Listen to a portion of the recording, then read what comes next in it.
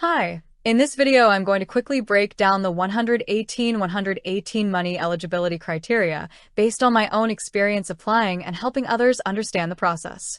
If you've ever wondered whether you qualify before hitting apply, this will save you time and headaches. Basic eligibility. When I first looked into 118 money, I noticed they keep things fairly simple, but you still need to tick some core boxes. Here's what I learned. Age. You must be at least 18 years old. UK residency. You need to live in the UK and have a permanent UK address. Bank account.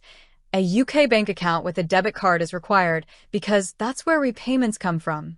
Employment or income. They expect you to have a regular and stable income. That can be from employment, self-employment, or in some cases benefits, as long as it's consistent.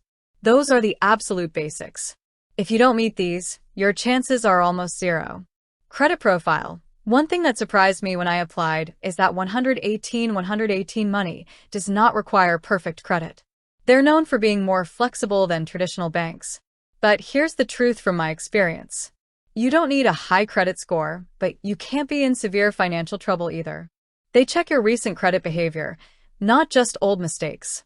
They want to see that you're not currently missing payments and you haven't had major issues like bankruptcy or IVAs recently. For me, I had a few old defaults and they still considered me because I was stable at the time of applying.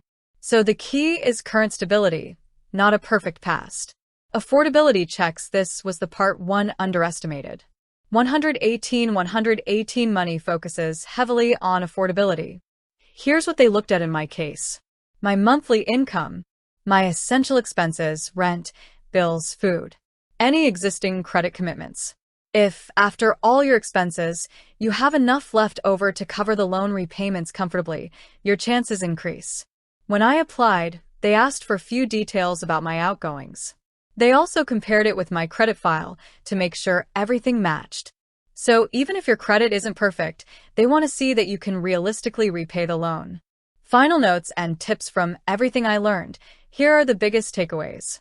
Don't worry if your credit score isn't great. 118 money is designed for people building or repairing credit. But make sure your current finances are stable. Double check that your income and expenses are accurate before applying. And finally, only apply if you're confident about repayments, because like any lender, missed payments will hurt your credit. That's a quick breakdown of the 118 money eligibility criteria based on real experience. If you're thinking of applying, use this as a checklist before you take the next step. Thanks for watching.